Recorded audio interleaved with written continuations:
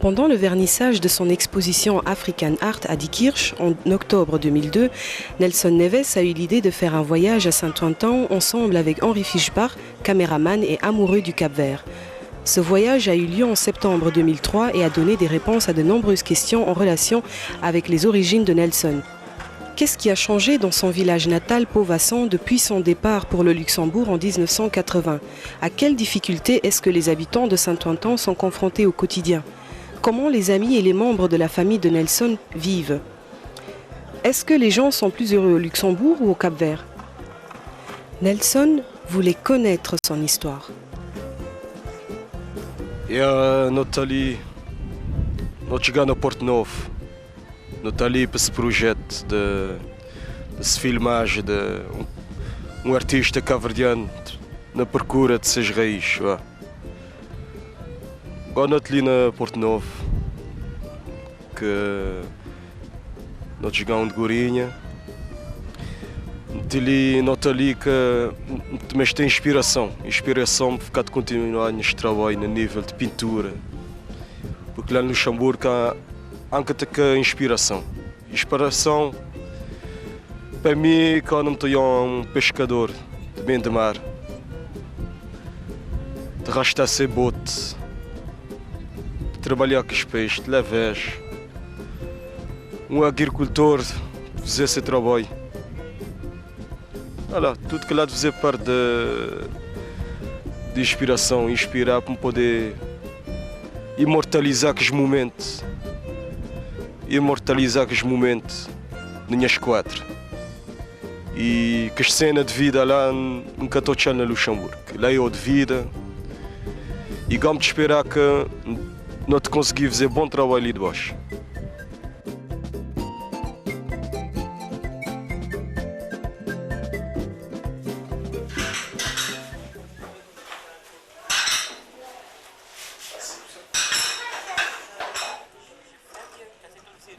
Nelson n'avait plus vu sa famille à Porto Novo depuis 20 ans. Les rencontres familiales au Cap-Vert sont chaque fois une petite fête. Grands-parents, parents et enfants, cousins et cousines, oncles et tantes, tout le monde se réunit pour parler avec l'invité du Luxembourg. Nelson ne connaissait même pas tous les membres de la famille qui se présentaient. Comme partout au Cap-Vert, la vie n'est pas facile à Porto Novo. Un oncle qui revient de la pêche n'a pas attrapé un seul poisson pendant toute la journée. Je reviens souvent avec les mains vides, dit-il, sans pourtant se décourager.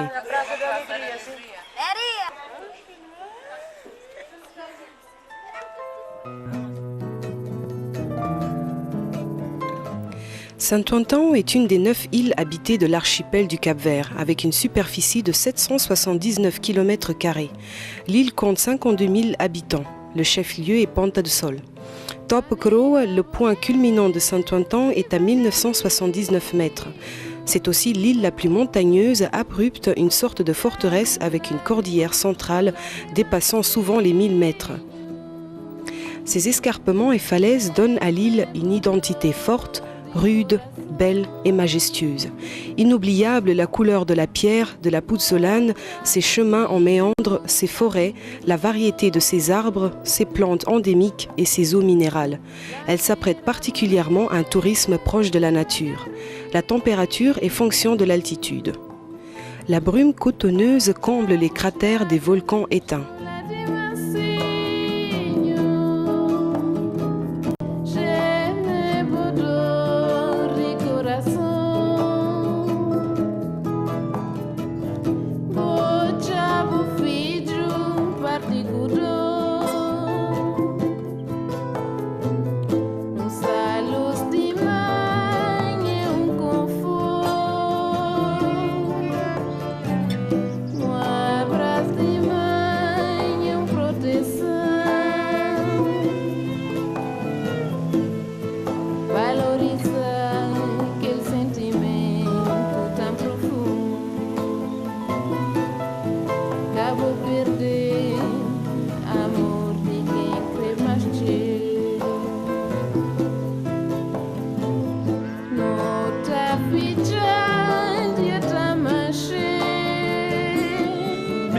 Epifane Ferreira, nasci nesse lugar chamado Fajano Matos de Ribeira Grande. a ter 55 anos de idade. Portanto, nasci na zona e me vivi ainda tudo ali. Mas da crise de propriedade por compra num tio que me tinha na Argentina, mas todavia era propriedade que era de minha avó. Então é uma propriedade familiar, praticamente. Ao tempo, a vida era mais fácil para a agricultura porque tinha chuva abundante, tinha água, a gente está a regar sem ponto de motor, mais coisa lá. E motor de ficar um bocado dispendioso, porque é combustível, é eletricidade, então a rega de ficar um bocado cara. Mas de qualquer maneira a gente vai viver, né? Com mais dificuldade, mas sempre a gente vai viver. Minha fabricante produzia aguardente de cana, mel de cana. Isso já, portanto, há uns 30 e tal anos que é a minha vida, fabricação de aguardente. Embora hoje não tenha um problema que é Groco de Santo Antão um bocado e abalado por causa da praga, que considero uma praga, que é a aguardente de açúcar, fábrica de açúcar, mas nem toda a gente faz ele, todavia. Ainda a gente pode produzir um bom grog e um bom mel na Santo Antão. Recentemente não abri esse espaço que é um tipo de uma esplanada, né? Onde a gente recebe alguma pessoa que vem de fora, e, enfim, a gente mesmo dali. E nós temos um projeto que nós pensamos ainda bem construir 8 bungalows que se esguarda bem privado. Se também é assim uma pessoa de fora, um estrangeiro, que quiser parar ali e ficar ali nessa instância, então ele tem mais condições de ficar, né? Porque nesse momento a instalação que não tem é só para nós de casa. Porque eu tenho 5 filhos, não tenho a mulher, portanto nesse momento não tem instalação só de casa. Mas não te pensar já num fase bastante próximo de ter já de construir 8 bungalows que destina a receber alguma pessoa assim, principalmente gente que está bem de fora. Quem que está ali dentro sempre tem lugar, mas uma pessoa que está bem de fora tem. Sim, não tem água ali à vontade, que não te pensar na visão pequena piscina também, para dar coisa. Sim. E assim a gente também está os dias para trás, né? Nessa terra, que essa falta de chuva está, sinceramente, desmotiva a gente um bocado. Ribeira Grande, la capitale de l'île de Santo-Antão, est le centre du commerce local. Comme Paúl et Ribeira da Torre, Ribeira Grande est située dans une vallée. Cette vallée constitue un paradis terrestre avec de la canne à sucre, des bananiers, des plantes de maïs et les cultures irriguées qui aujourd'hui nourrissent Mindelo. Au blanc et au brun de la pierre se succèdent les différentes tonalités de vert. Contrairement au côté sud de l'île, il y a beaucoup de sources, de fontaines et de petites rivières à Ribeira Grande et dans les communes avoisinantes.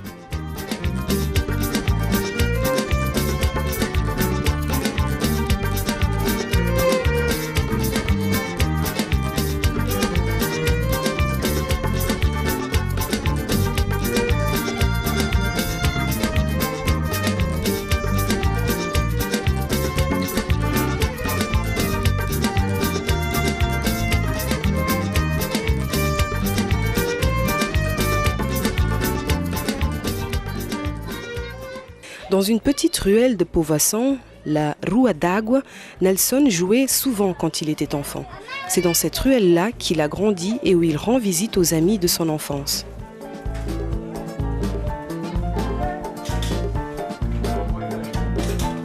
La fabrication du pain artisanal à Povaçon est assurée par Manuel de Cita. Manuel a déjà une bonne 60aine d'années, mais il se lève encore très tôt chaque jour pour préparer la pâte. Il essaie de transmettre son savoir-faire aux jeunes afin qu'ils continuent d'exercer ce métier dur mais intéressant. Manuel était et reste toujours une sorte de héros dans le village. Beaucoup d'enfants l'admirent pour sa force, sa rapidité et surtout pour sa gentillesse.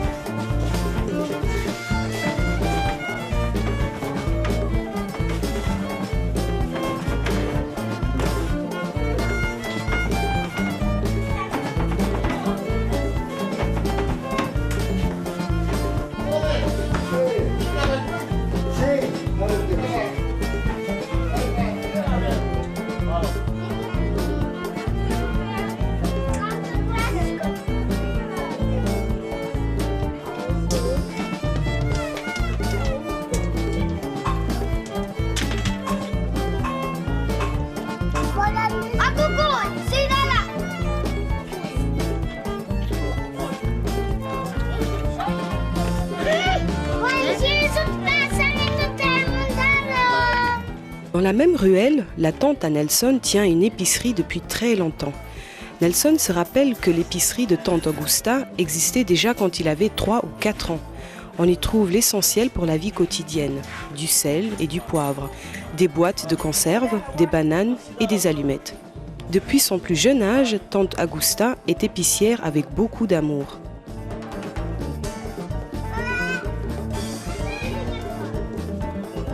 Isidore Fernandez Lima, surnommée Digne, était la nourrice de Nelson. Elle a élevé Nelson quand ses parents sont partis au Luxembourg. Nelson a habité chez Digne jusqu'à l'âge de 7 ans. Digne garde une place importante dans le cœur de Nelson. Il éprouve beaucoup de respect et de reconnaissance pour cette femme. En voyant les enfants jouer et se disputer dans la rua d'Agua, Nelson se rappelle sa propre enfance.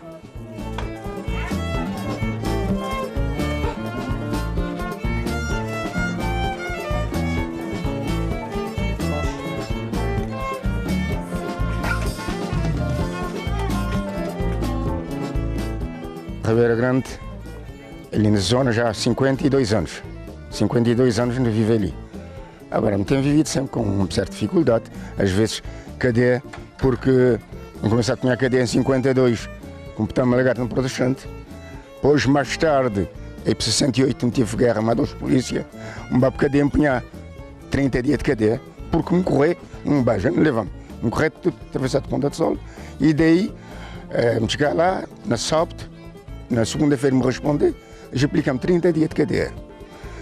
Hoje, mais tarde, me teve guerra em 74 também, me teve guerra uma polícia aí à frente da Igreja Católica. Lá um bam, dormi uma noite na cadeia, um bam para a Ponta de Sol, na Ponta de Sol lá só me pagar uma multa de 5 contos. Daí um bem de andar. Em 81 também, tinha aquele tipo de reforma agrária, um bam parar no Morro Branco na cadeia. Tive lá um mês e tal. Tive lá um mês e tal no Morro Branco. Depois eu saí, bem. Há bem pouco tempo, em 89, 2 gajos provocam-me. Um tapão, me bateu um tapão na rua, outro me deu 2 pontapés, me vai para a cadeia, me apanhar 15 meses de cadeia e te pagar nessa altura 20 e tal conto.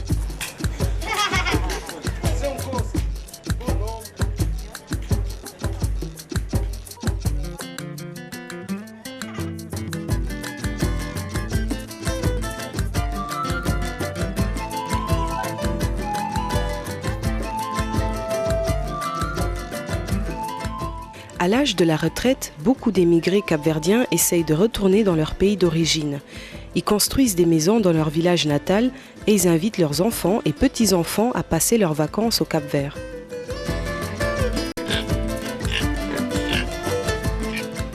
La végétation dans la région de Ribeira Grande est très riche. La plupart des habitants de cette région possèdent des petits terrains ou élèvent des porcs ou des chèvres. De cette façon, ils gagnent un peu d'argent pour acheter les articles indispensables dans le ménage. Mais la vie reste un continuel combat de survie au Cap-Vert. L'âne est le moyen de transport par excellence dans les régions difficilement accessibles. Dès leur plus jeune âge, les Cap-Verdiens sont habitués à aller chercher de l'eau aux sources ou à la fontaine publique. Souvent, les jeunes filles doivent transporter des seaux d'eau sur leur tête très tôt le matin avant d'aller à l'école. L'approvisionnement d'eau constitue un problème central au Cap-Vert.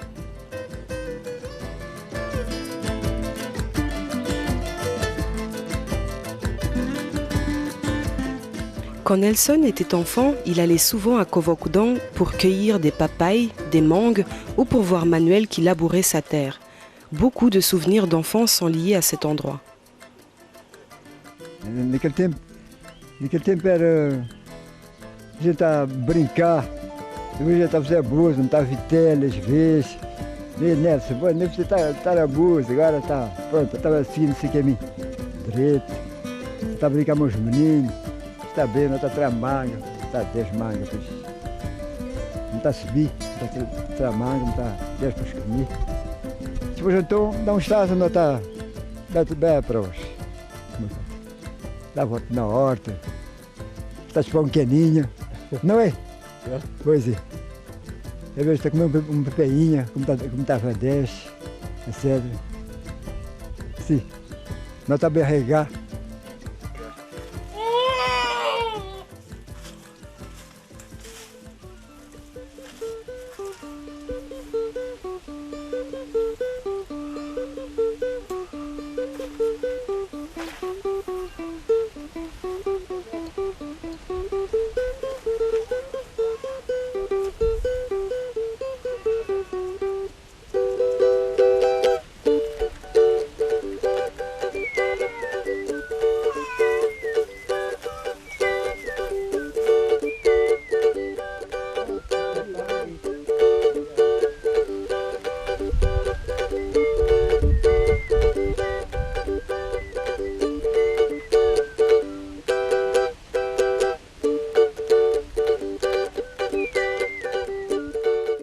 Au Cap-Vert, le père qui sait jouer un instrument de musique transmet son savoir aux enfants.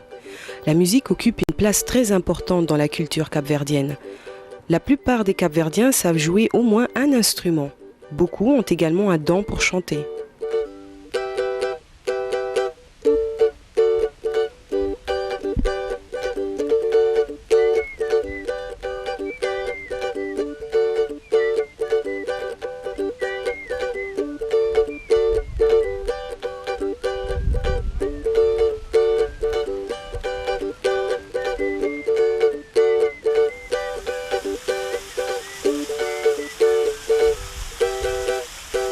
Meu nome é Martim.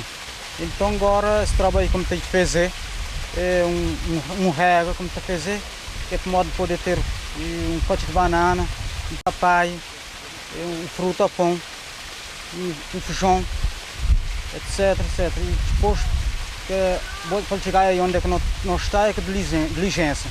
Ele tem que bem atrapalhar de lavada, de modo a água poder chegar. E depois ele tem que bem escala. Então tomar água, depois que termina a regadura, então dá o abelha, bota regar. E não tiver do norte, internador. Porque se não for assim, não tem um pão que é para não comer. Não tem que fazer diligência, que modo que a água chegar até onde é que não tiver regar aquilo. Agora, que só que essa água não vai ficar gente muito barata. Ele vai ficar um bocado de cor que ele é só através de energia elétrica, eletrificação. Então, portanto, ele tem que ficar um bocadinho de cor que não tem mais outro recurso, não tem que comprar ele. Porque se não comprar ele, não pode escapar um pé de planta, que é para modo não ter um pão que é para não comer. É só isso.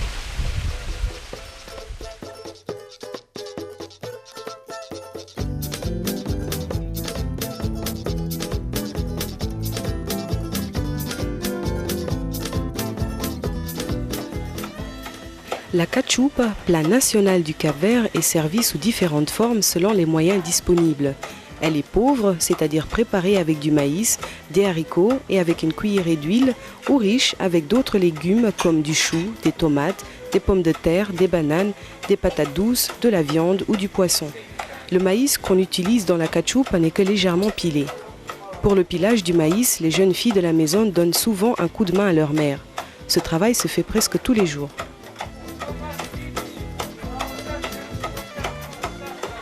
Quand le plat est très riche, on parle de cachupade. Le lendemain, les restes d'une cachupade sont réchauffés et servis avec du lard ou de l'huile et des oignons.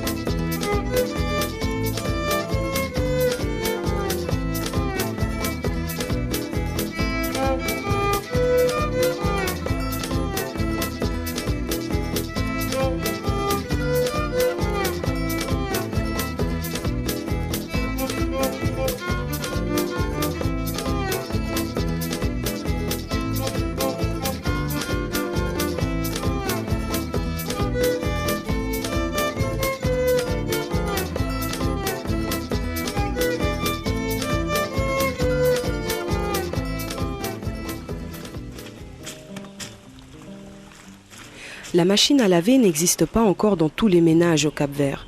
Dans ces cas-là, les vêtements sont nettoyés grâce à la force physique des ménagères. Ce travail, qui prend beaucoup de temps, est réservé exclusivement aux femmes.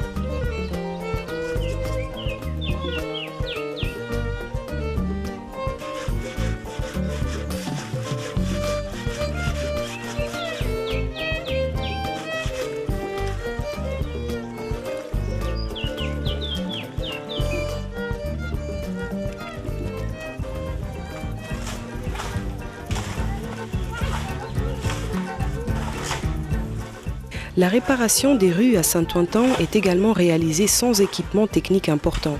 Hommes et femmes donnent un coup de main. Les hommes cassent et posent des pierres pendant que les femmes portent les seaux remplis de béton sur leur tête.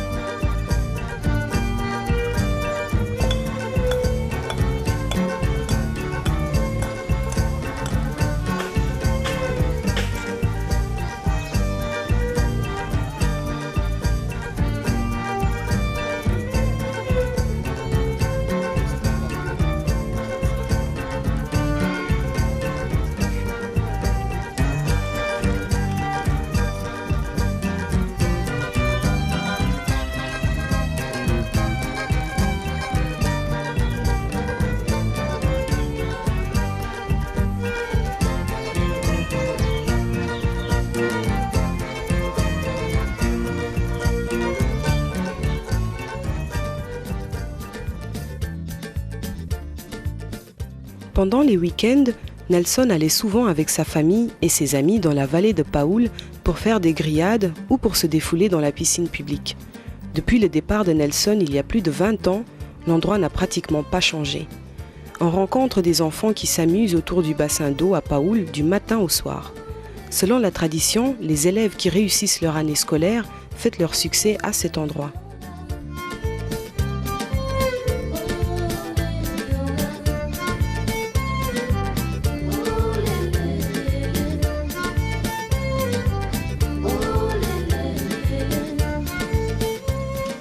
À côté de la pêche, le labour dans les champs est un des travaux les plus durs à Saint-Ouen.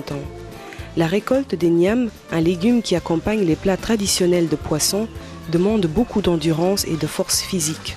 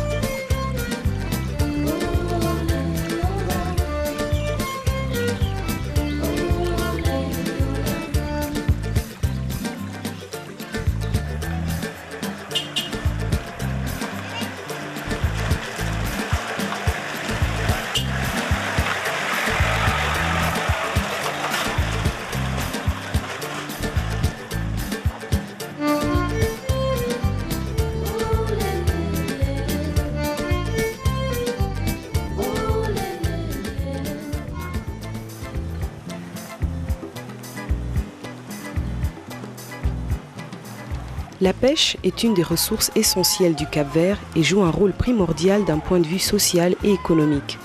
Les eaux de l'archipel sont très poissonneuses. La pêche est essentiellement artisanale.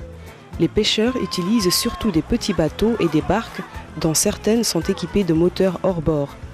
La flotte industrielle compte environ 70 bâtiments. On pêche à la ligne, au casier, au filet et au chalut. La pêche contribue à l'équilibre alimentaire des îles. Les poissons les plus consommés sont les cavales, preta et branca, le chicharro, la renque, la dobrada et la palombeta. La consommation annuelle de poissons s'élève actuellement à 15,86 kg par tête d'habitant. Le poisson constitue aussi un produit d'exportation. Grâce à l'avion, la pêche a pu être rentabilisée, en permettant notamment l'exportation de langoustes. Il y a aussi les fabriques de conserve où on conditionne surtout le thon et les langoustes. Mais la concurrence est féroce.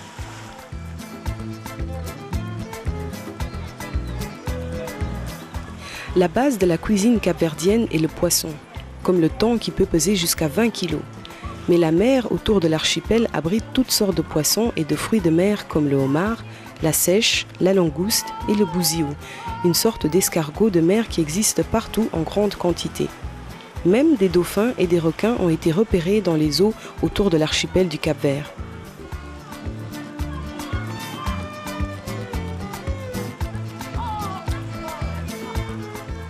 Autrefois, le commerce de Saint-Ouen se faisait par le port de Ponta de Sol. Ce port reste un important port de pêche de nos jours. Pendant que les pêcheurs quittent le port sans savoir s'ils vont capturer un poisson, les femmes attendent le retour des premiers bateaux pour se mettre au nettoyage des poissons. Les enfants passent le temps en jouant dans l'eau ou en aidant les pêcheurs à vider leurs petits bateaux. Aujourd'hui, le port de Ponta de Sol est beaucoup fréquenté par des touristes, souvent des enfants et des petits-enfants d'émigrés capverdiens.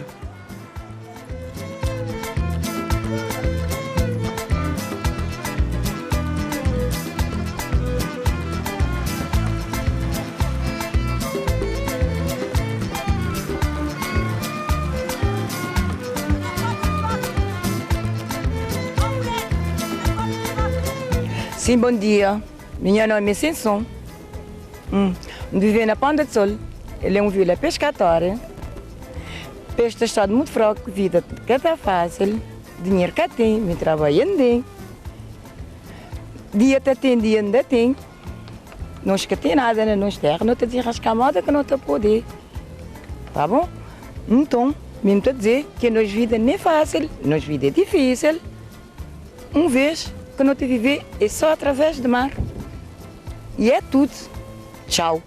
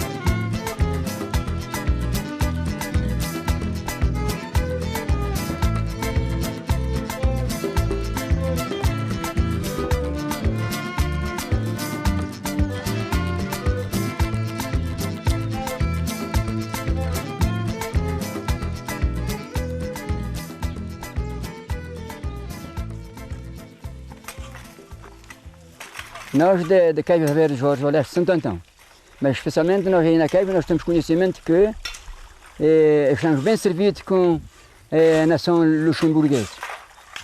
Na medida que nós estamos hoje para ir na zona que era deserto noutra data, mas agora estamos com eletrificação em todas as casas, nós temos água canalizada em todas as casas, nós temos telefone.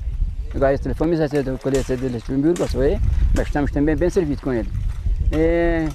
Mas ainda nós temos aí na cidade, também estamos bem servidos com a questão da nossa zona, nossa vila que hoje tem o hospital, também arranjado pelo Luxemburgo. Nós temos também internet, também arranjado por luxemburgueses. De modo que ainda temos aí na zona, grande cidade agora, mais é questão de conservação torrencial. Em uns terrenos tudo alargado, que pode passar paredes que nós chamamos de sulcalcos. Pelo menos para imparar os terrenos, a fim de poder ter aquilo que nós chamamos de retenção de água nas zonas da zona de montanha. Quando a zona de montanha ficar, por exemplo, chovido e que tiver, por exemplo, parede passada, que tiver, por exemplo, diques ou barragens, então aquela água fica lá de cima conservada, depois vem servir para aí, garantir a infiltração para a rega. A regadura passa a ser mais garantida e assim melhora a questão da agricultura.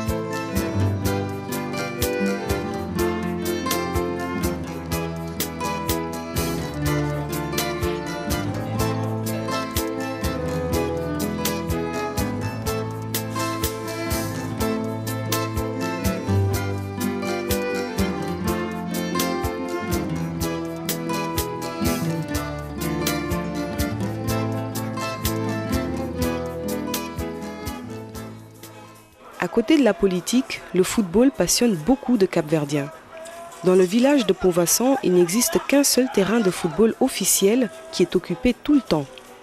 Les jeunes du village ont aménagé leur propre terrain de foot et ils doivent l'entretenir régulièrement, surtout après des inondations ou des chutes de pluie importantes. Agora ali nesse campinho de jogo, que não tem pensar maneira que nós devemos essa coisa. Esse fim de semana. Mas só que me lembra aquele tempo se não tinha esse campinho ali.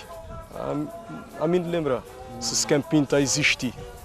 E saber que não estava a jogar, não estava a brincar com o Vogdon, não estava a terrafar, mas esse campinho me lembra. Vou estar a falar no nosso passado de infância, mas não tinha um passado próprio, sabe? Onde eu vou dizer que um vez não estava brincando com o Vogdon, eu estava a terrafar para o mar. Esse campo é um campo que não fiz agora, não tive necessidade de fazer ele, que é tudo grande, a nossa pessoa já com certa idade, não te querer divertir o corpo, né? Pôr o corpo sempre em movimento. Quando não ganha o corpo, não tive necessidade de fazer esse campo. Não poder jogar um bocado, manter o corpo sempre em forma. Mas nada de que este passado, quando nós já criança, não viver bastante, não viver, sabe? Muito embora, Bobé ainda menino para Luxemburgo.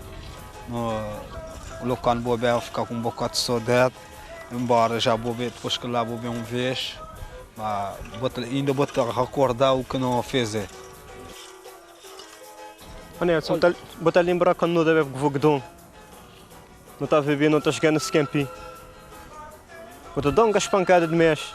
Tem minha irmã que está a tomar pé em mim, boy. Se não está a tomar pé em mim, está a querer que um gajo cor, boy. Agora vou bem, boy. Tu não é amiga, boy. Agora não tenho boa mulher. Uma mulher bem não jogar a bola nesse campinho, não divertir um bom bocor, boy. Aquele dia um gajo passa sempre cagando. Uma chamada bela para arriba. Não tive a bala para lá, não fazer grelhar, boy. Nossa, cada muito de mesmo. E assim um gajo, torna bem um gajo fala, tu não é mesmo, boy. Vou não esquecer de mim também, não esquecer de boa, boy. Tem boa gente também, tem boa irmã, tem boa irmã também. Tu não é amigo. As vidas é assim, boy. O gajo tem que trazer aquele dia de trabalho aí, de casa, boy. Yeah, ok.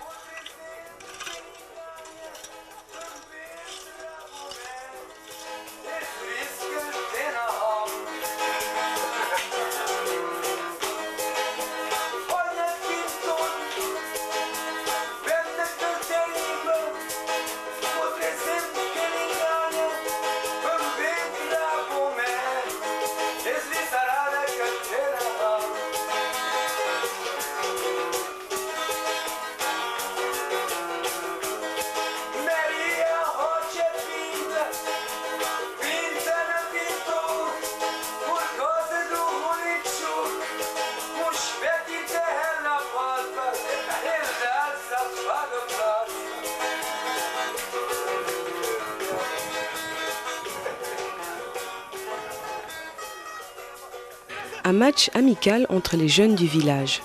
Nelson aime également jouer au foot et c'est un plaisir particulier pour lui de pouvoir s'y relancer avec ses amis d'enfance.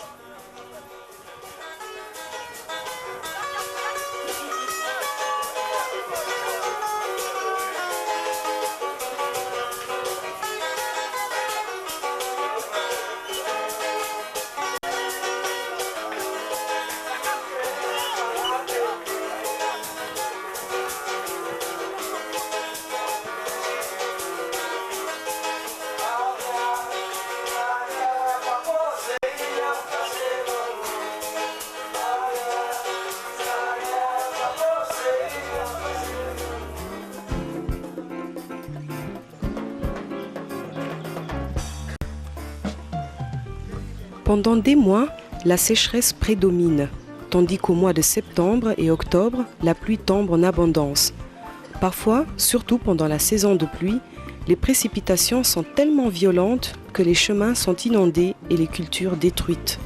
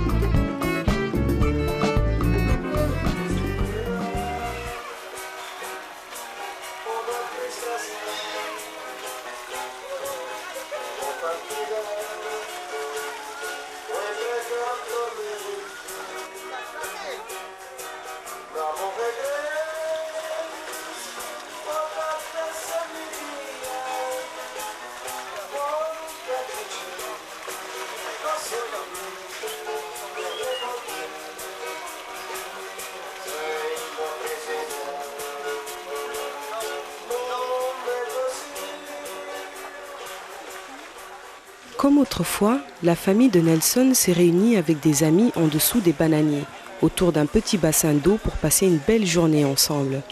On fait la grillade, écoute de la musique et on échange des idées. Avec les histoires du bon vieux temps, on essaye d'oublier les difficultés de la vie quotidienne. 3 générations se retrouvent autour de la petite piscine pour faire la fête. Les enfants nagent, les adultes mangent de la viande ou du poisson. D'autres savourent le grog ou jouent aux cartes. Les vieux se racontent les histoires de leur enfance. Chacun trouve son occupation et sa place.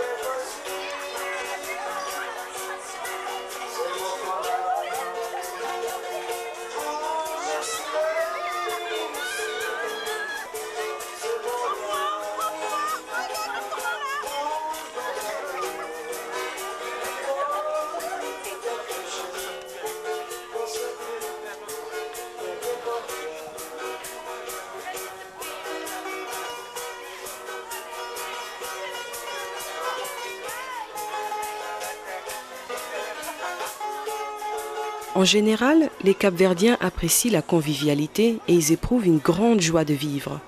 Les personnes âgées sont respectées par les jeunes et souvent, les adolescents s'adressent aux anciens pour demander des conseils.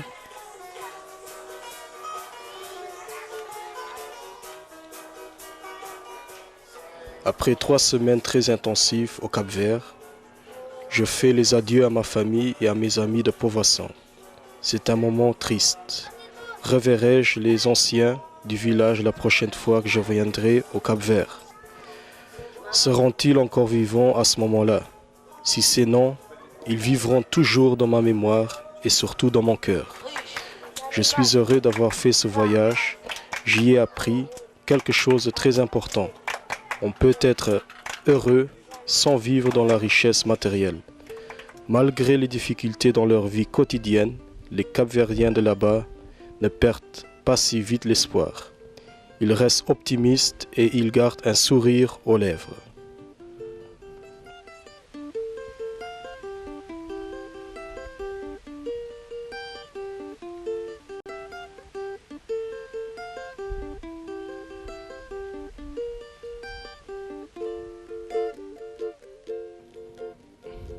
Très chère Tia Joana, vous m'aviez accompagné en 1980 du Cap-Vert vers le Luxembourg. Je voulais vous revoir lors de mon séjour à Saint-Ouen en automne 2003. Mais Dieu a décidé autrement. Je ne vous ai plus retrouvé à Povassan, mais vous resterez toujours vivante dans mon cœur. Je respecte beaucoup les conseils que vous m'aviez donnés pendant mon enfance. Je suis très reconnaissant pour ces conseils. Je veux que ce film soit un hommage à vous. Tia Joana, je ne vous oublierai jamais.